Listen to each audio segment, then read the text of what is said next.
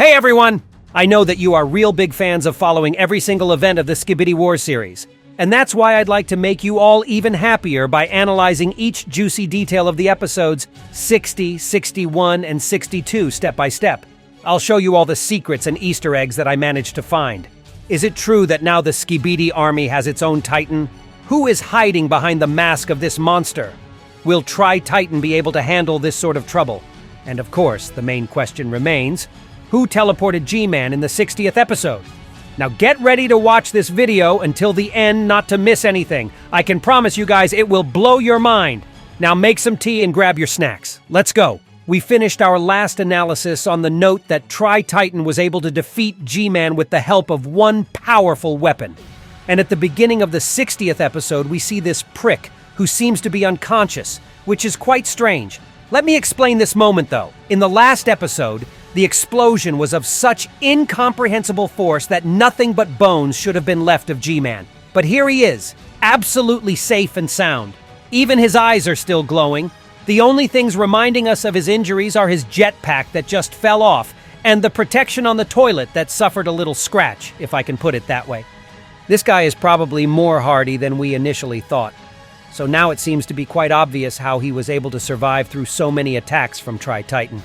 Maybe the key ingredient was his toilet, which is made of stone and does not look like any kind of toilets from the original series. Most likely, though, the reason lies in this exact toilet, thanks to which G-Man is able to withstand different explosions of such immense force, and yet remain unharmed. I do not really know, actually, but it's kinda damn cool. Cameraman wants to inspect this pile of metal, but his plans are disrupted in a second by a stranger who seems to teleport G-Man in an unknown direction. It's not quite clear who this actually is, but he possesses the body of an ordinary person, so you can see his arms and legs, and it's also worth mentioning that his glow is very similar to the glow of TV men. And we have not seen anyone on the side of the Skibidi army who would exist with the body of an ordinary person in the series before. I have a crazy theory about this guy, but I'll dive into it a bit later, so watch this video to the end not to miss anything. In any case, G-Man is being teleported, and the episode continues on behalf of another POV.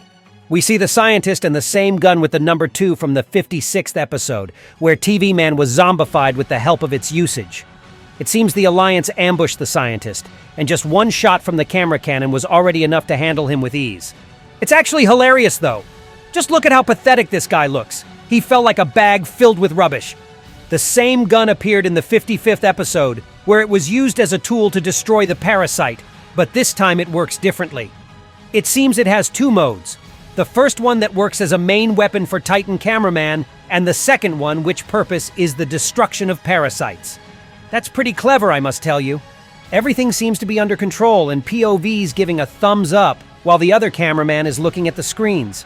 This guy has a weird thing on his head. It looks like a small microphone or something.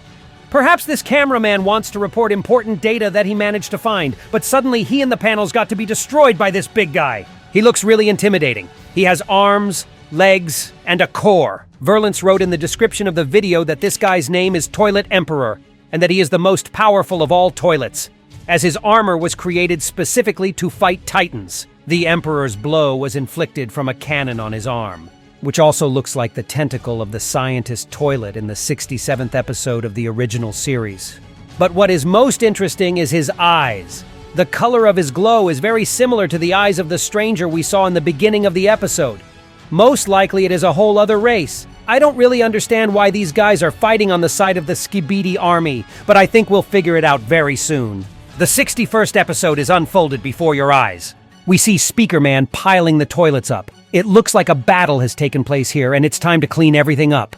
This guy is wearing a red shirt with gray pants, and this is a small version of Speakerman because he is as tall as a POV, which we have seen already in episode 54. It seems that in this multiverse, each member of the Alliance has its own style of clothing, which I really like because we can easily memorize and characterize each of them that way. While in the original series, all the Speakermen looked the same, and it was very difficult to empathize with them in case one of them was to get destroyed, as we thought something like, oh, come on then, we still have a whole bunch of them. But if a guy in a red shirt and gray pants is being destroyed in this multiverse, I will immediately remember Blood, whose remit is toilets collecting.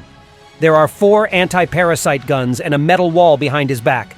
Such walls were used in the game Half-Life in order to protect the Citadel. They are to move independently and destroy everything that is in their way. The city in which the events of this episode take place is called Big City, but this place looks much more technologically advanced. And this once again proves my theory that the events of this multiverse take place in the distant future of the original series. We are moving towards the bridge, and here you can see 2 funny statues, both of which have big cameras instead of their heads. The cameraman points somewhere with his finger, and as he turns his head to that direction, we see that monster again. This time we can see more proper details about his appearance. There is a number 34 on his shoulder, although I do not really know what it means. His head is in a large toilet and his face resembles a gas mask. Titan Speakerman is ready to fight the Emperor. What the hell are you doing here? Last time you appeared in episode 55 and couldn't beat an ordinary toilet? Now look at this guy and tell me, what are you going to do to him? Maybe you flew here to scratch his back?